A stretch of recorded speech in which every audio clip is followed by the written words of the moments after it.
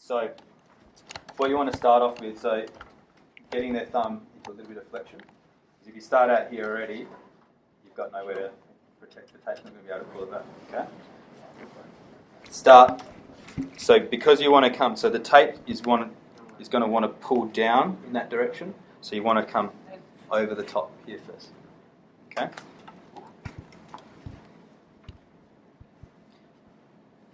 Don't want to go too high. Just through there. Now, this is one that everyone does a little bit different. Okay. So same thing. You can go straight across. You can come straight in. Pulling down. Sorry. Okay. At this point, two options. Go straight into the cross, or, as our guys like to do, they go straight over to a lock at the top, and then the cross.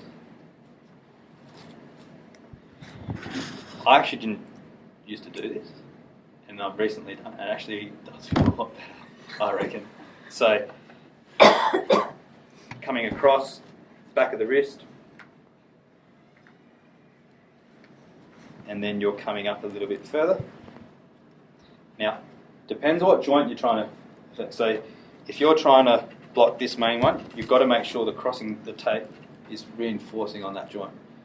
Some guys need that the end joint to be done as well, so then you've got to make sure you go over that. So you just got to know the same thing, what you're trying to achieve with the tape.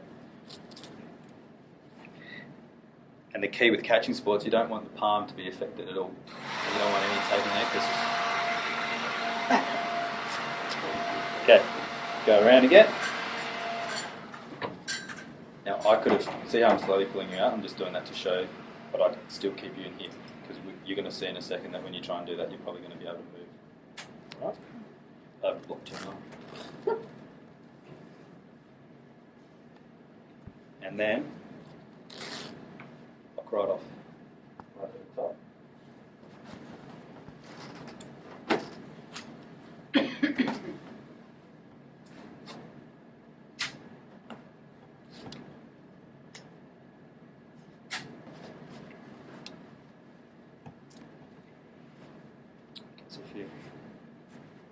So, by having her further down, so just for demonstration, so I opened up so we can see, by having her further down here, I would have restricted that further.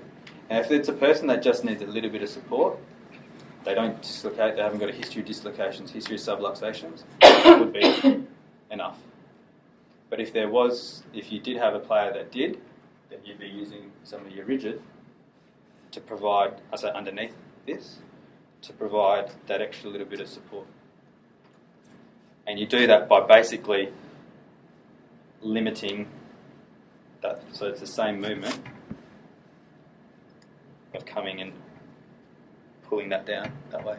Now the thing with fingers, circulation, alright? So you go too tight, which I reckon we're nearly done here because you're going blue.